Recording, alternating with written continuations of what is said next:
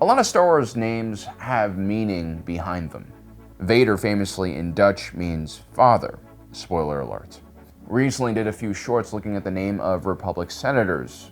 You have individuals like Kaminoan Representative Halle Bertoni, whose name is inspired by the energy company known as Halliburton, and Umbaran Senator Medici, named after the famously rich and powerful Italian family, the Medicis. And then there's Bo-Katan Kyrze, whose name has a much less obvious meaning, which most likely is coincidental or accidental, but in Hebrew, the word bo means go or come. It's like a command. And then the word katan means small or little. If you say the word katani, it's almost like an endearing term you would use for a youngling or someone you like. And so Bo-Katan's name means go little or go little one, which for a warrior queen like her is kind of belittling. But perhaps it fits well with her disappointing career as a leader. Most casual Star Wars fans were introduced to Bo-Katan in the second season of The Mandalorian, and she gave off quite a strong impression. First, Katie Sackhoff really pulls off an excellent performance here. She actually voiced Bo-Katan in the Clone Wars and Rebels cartoons as well, so it's kind of awesome seeing her again. But from a story standpoint, in The Mandalorian, Bo-Katan is a powerful presence, and the role that she plays and the relationship she has with Din Djarin is quite important as well. She's a moderating force. She's a window into the wider Mandalorian world that Din Djarin knows nothing about, and that's because he's a part of a very extreme organization known as the Children of the Watch. And you are a child of the Watch. The Watch? Children of the Watch are a cult of religious zealots that broke away from Mandalorian society. Their goal was to reestablish the ancient way.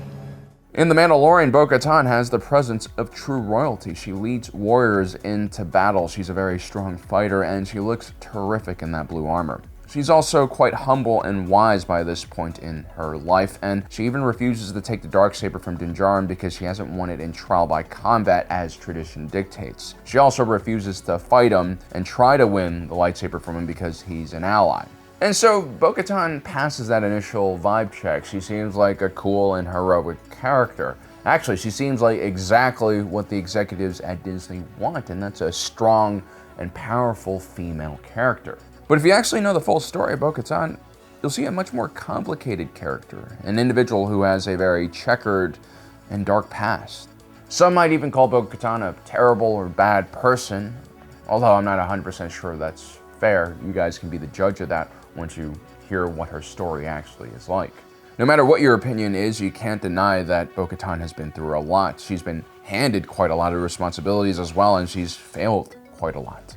And this is why the Bo-Katan we see in the second season of The Mandalorian is just a small portion of who this person really is. Born into the House of Kryze, Bo-Katan was Mandalorian royalty. Her sister Satine was a revolutionary and a reformer. She would start the new Mandalorian political movement and sought to get rid of Mandalore's martial past and bring the planet and its people into the modern era. When she came into power, she focused on developing Mandalore's economy and the more peaceful side of their culture.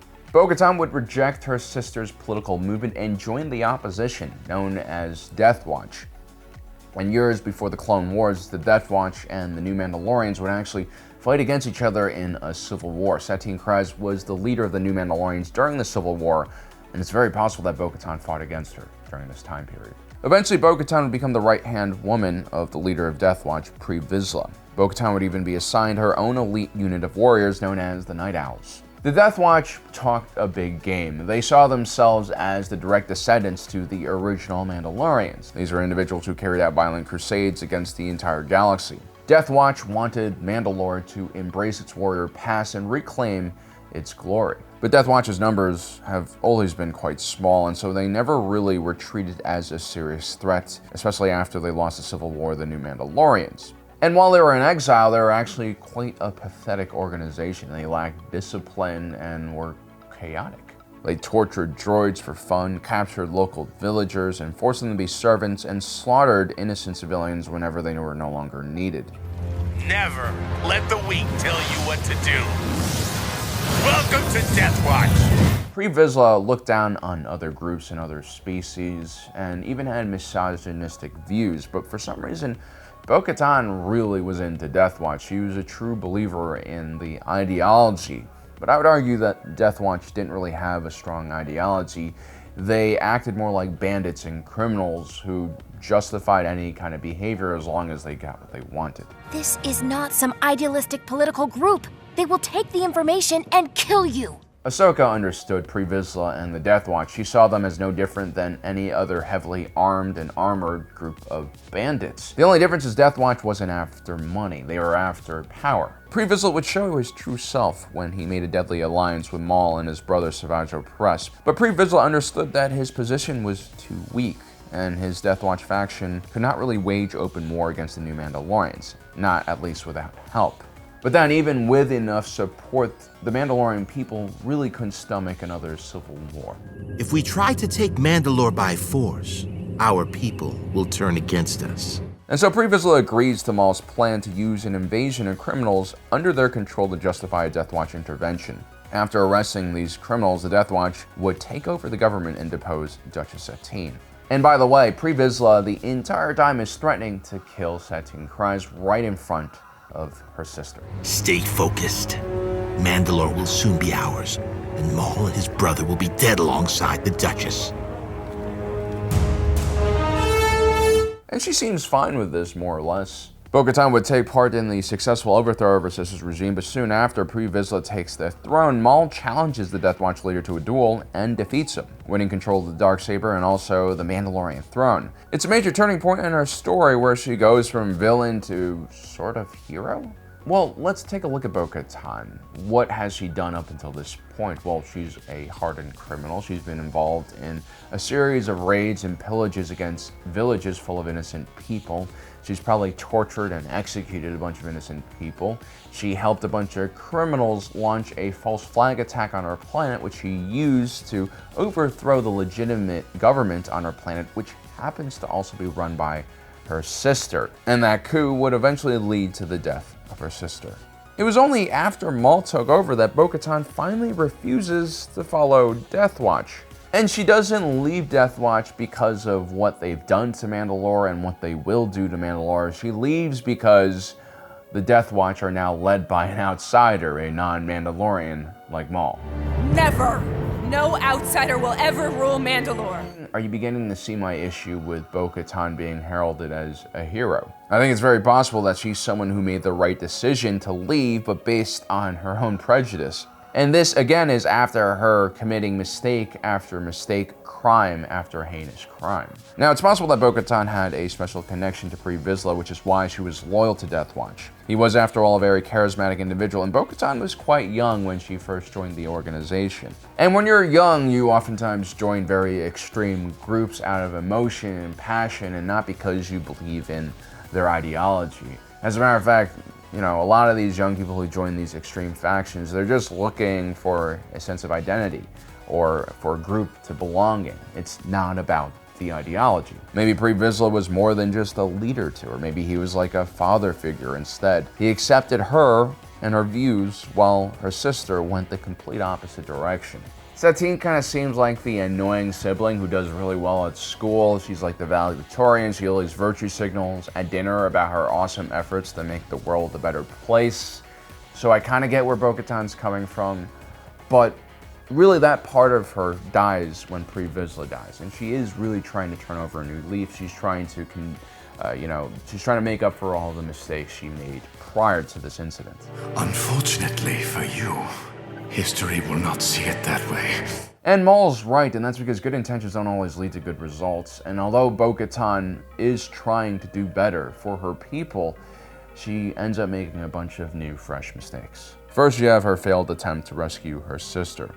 The enemy of my enemy is my friend. This is a really stupid way to think, and in Bo-Katan's, I guess, defense, this is just shortly after her leaving Death Watch. For the first time in her life, she's now a true leader. She doesn't have anyone above her, and she has to make all of her own decisions. And so she has to go through a huge learning process. But still, it's really weird that Bo-Katan went for this description of her relationship with Satine. You know, the enemy of my enemy is my friend, instead of just addressing the fact that Satine is her sister and that they're family, and that bond should override everything else. It tells us that Bo-Katan is still caught in that Death Watch zero-sum game kind of mentality, which is why Death Watch was always so isolated in the first place and allied itself with such crazy organizations. The strongest factions, the ones that last the longest, generally are successful because they cooperate and ally themselves with other factions. They forge economic and defensive ties that strengthen both parties mutually instead of just trying to strike out and destroy everyone, which is sort of what Death Watch did. Destruction actually just begets destruction, and Bo-Katan for the longest time lived in this more black and white version of the world, but she is slowly learning. But for now, her efforts were not enough to save Satine, who is recaptured soon after her escape attempt. Bo-Katan would continue a low-intensity guerrilla war against Maul, but she was more or less unsuccessful at doing anything major. But then finally, in the last year of the Clone Wars during the Outer Rim Siege, Bo-Katan would contact Ahsoka Tano and ask for assistance in retaking her world. Thus began the Siege of Mandalore. A combined force of clone troopers and Night Owl warriors would defeat Maul and his own army. By this time, Bo-Katan had been a leader of the Night Owl faction for quite some time, and you could see her slowly growing wiser as a result. I wish I was good at something other than war. The bloodlust that she used to have is now replaced by experience and a realization that she's now responsible for her actions and potentially the future of her people. She's beginning to accept this responsibility that was thrust upon her. She's not a true leader. Your people need a new kind of leader. My sister tried that. I never understood her idealism. In the aftermath of the battle, Bo-Katan would be appointed Regent of Mandalore by the Jedi, but soon after that, Order 66 would happen, the Jedi would be killed, and the clone troopers who were allies of the Mandalorians turned into antagonistic Imperial soldiers. Bo-Katan and her Night Owls would have to flee once again into exile. Almost 2 decades later, a rebellion starts against the Empire on Mandalore. Sabine Wren has reappeared with the Darksaber and is looking for someone worthy of wielding it. Sabine views Bo-Katan as the rightful sovereign of the planet still. At this point, most Mandalorians don't blame Bo-Katan for fleeing the planet. She basically had no other card to play, and so she decided to rule in exile. Bo-Katan and Sabine Wren would fight the Empire together, and although Bo-Katan initially refused the Darksaber, she would eventually accept it and unite several Mandalorian clans beneath House Kryze. Only the Children of the Watch refused to swear allegiance to her, and that was because they knew that Bo-Katan didn't actually win the Darksaber, but was given it, and that goes against tradition. Bo-Katan and her rebellion would be successful, however, in the short term, but the Empire would return with vengeance and carry out the Great Purge of Mandalore, which more or less destroyed the surface of the planet. Bo-Katan would survive, but this time around, she would be disgraced for leading her people towards disaster. She would be blamed for accepting the Darksaber without earning it. This is why later on when Din Djarin tries to give the Darksaber to Bo-Katan, she refuses. Even though it leads to the majority of her soldiers abandoning her, Bo-Katan has learned her lesson. Ultimately, watching Bo-Katan develop from the Clone Wars up until the Mandalorian is actually very rewarding and satisfying, I think. We see her go from being a naive extremist into a much more wary and realistic and reluctant leader. Although she should never be forgiven for her past transgressions, they'll always be a part of her legacy. Bo-Katan should be commended for her ability to suffer hardship and also adapt and change. Plus, her shortcomings as a leader cannot completely be blamed on her. Most people are not successful when fighting against a large entity like the Empire. But at the same time, I think Bo-Katan is not a terrific leader. I think she lacks vision, unlike her sister. Bo-Katan's a far better soldier and lieutenant than she is a visionary or a queen. So there you have it, guys. That is the real story of Bo-Katan. And as you can see, she's not the perfect figure that the Mandalorian seems to portray her as. I think she's redeemed herself quite well in the last few years through her actions, but still, Bo-Katan is not really the perfect ruler of Mandalore, and I think Din Djarin also isn't. But it'll be interesting to see what happens, how things play out in this third season, where clearly Bo-Katan is positioned to clash directly with Din Djarin. Well, guys, I hope you enjoyed this episode. Don't forget to subscribe and hit that notification button down below so you don't miss out on the rest of our awesome content. My name is Alan, reminding you that my allegiance is to the Republic, to democracy.